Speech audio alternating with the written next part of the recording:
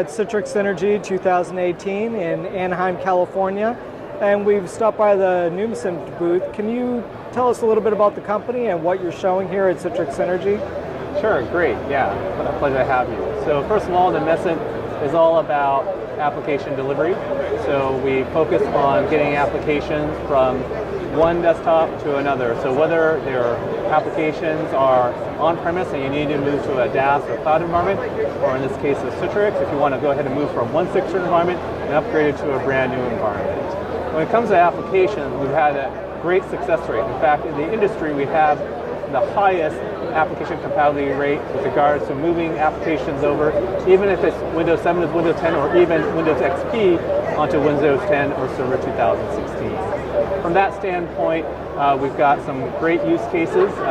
Some of which we're pretty proud of is that we power some of the largest cloud companies out there, which is fantastic. We help them basically take a lot of enterprise applications and move it into their DaaS environment. In other cases, of course, we have very large banks who use our software to go ahead and migrate, if it's Windows XP or Windows 7, onto these latest platforms, whether it's running Citrix or any other VDI solution.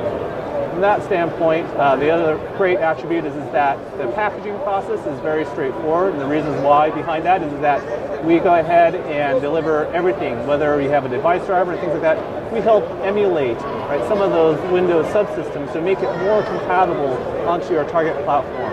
We at Numecent, what we like to see is that application delivery and deployment, this winds up being a configuration issue. Whether you run it in the cloud or run it on somebody's desktop or your own data center, you can change it from any day you like, and more or less you can focus on your job.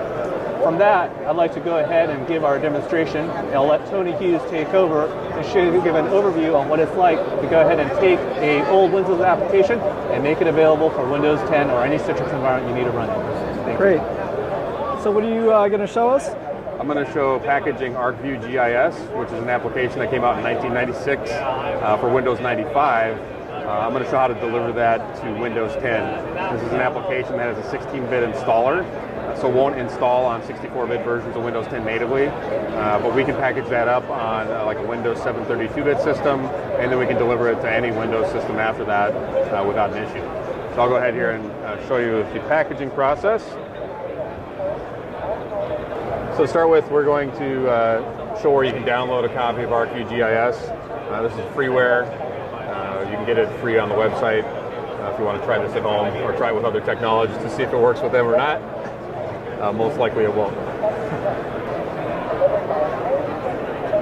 right.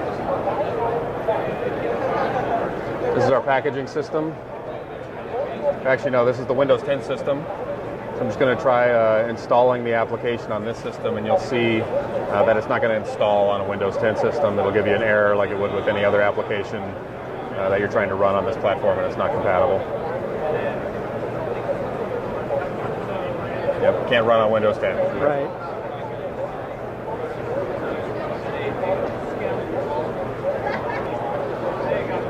I'm going to go over to our Studio system, which is a Windows 7 32-bit system. The application will natively install on here. I'm going to package on here instead. So this is our packaging platform called Cloud Paging Studio. Inside here, I'm just going to define some project details. So this is our ArcView GIS application that we're going to package. Optionally, we have the ability to compress and encrypt the application at the block level. That makes for more efficient delivery, more secure delivery. For this demonstration, I'm going to turn those off just so we can speed up the process a little bit. I'm also going to go ahead and check all the different Windows versions to make this compatible, or I shouldn't say make it compatible, but to enable it to run on any of those platforms. So basically we're packaging on the lowest common denominator operating system, and then we can deliver to anything upwards compatible from there. So as you see, we checked all the boxes for Windows 7, 8, 2010, 2008, 2012, 2016. This package is going to work on all of those platforms. I'm going to go ahead and save the project. And this is a workspace file that can be reused. So if you create this project and you want to share it with other people that are trying to package the same application, we can give them that project file, and it gives them kind of a head start on what they need to do to package that application. So here we're drilling down. We're just going to run the actual setup installer for ArcView GIS. it's going to launch a little progress window that's going to monitor everything this installer is going to do. So here's the installer for ArcView GIS. We're just going to run through and click next, next, next for everything. We'll install it on this platform, and our little progress monitoring window is going to capture all the Windows assets, whether they're files, registry, fonts, services and drivers, environmental variables. It's going to track all that for us and allow us to create a package with that.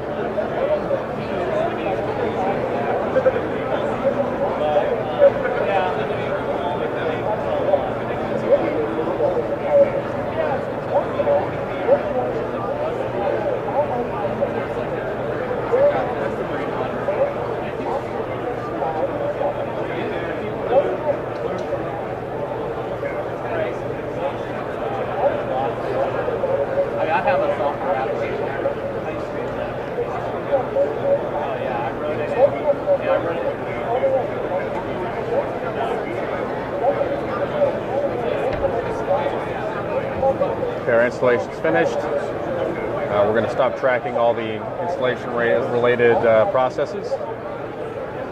And now if we go through here, we can see all the Windows assets that this application has. In this case, it doesn't have any services and drivers. It does have some fonts. These are part of the problem with bringing this forward to Windows 10. This font type is no longer supported on Windows 10, so we're just going to exclude those fonts. The application continues to run fine without them. Then we have all the registry and all the file information. With our product, we can optionally auto start, and we can also stop the application from a server side. So we're going to go in here and mark the main binary for this application so our server has the capabilities to do that. Now our project's done. We got the little icon there for ArcView GIS. We're going to go ahead and save this project. Then we're going to cloudify it, which turns it into our proprietary format that we're going to put on our server. So this is going to create a file called an STP file. It'll place it on the desktop for us. Once that's done, we're going to copy that over to our cloud paging server, and then we can distribute this application out to end users.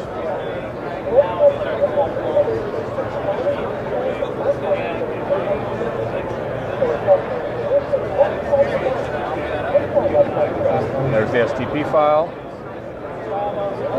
We're going to copy that to a mounted shared drive that we have for our server repository. Just paste it in there.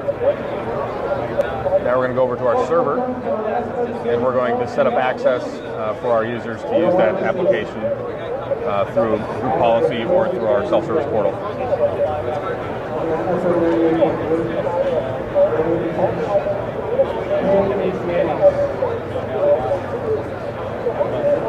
Folks, KNTNX, I'm giving away one last First step here, I'm going to log into our cloud paging server. This is where all the applications reside in the repository. We're going to let the server know that we just added a new application to the repository, and then we're going to set up some meta licensing for that application. So with the cloud paging product, we're able to add stricter enforcement of licensing than what's native in the product. For this application, there is no licensing. However, we can come in here and say things like we want to restrict this to 100 seats concurrently, or a wide variety of other specific use cases. We won't go into too many details here, but this is the screen where we can designate all that information.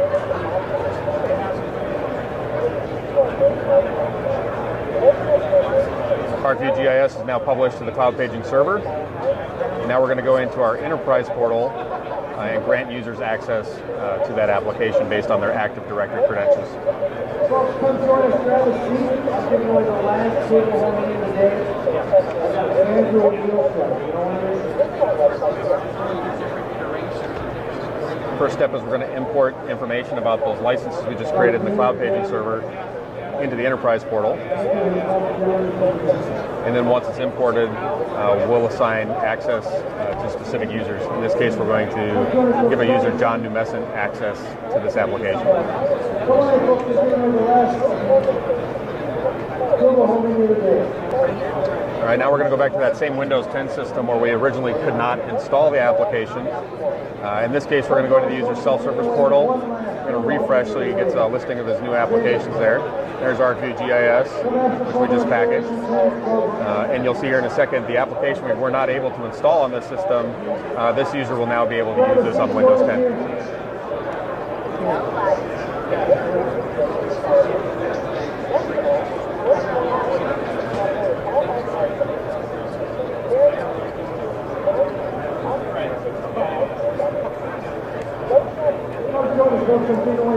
The end user experience for this user is going to be the same as a native install. So they go into their start menu, they'll see ArcView GIS just as if it was natively installed, which it won't on this system, and then they use it like they normally would. Very cool.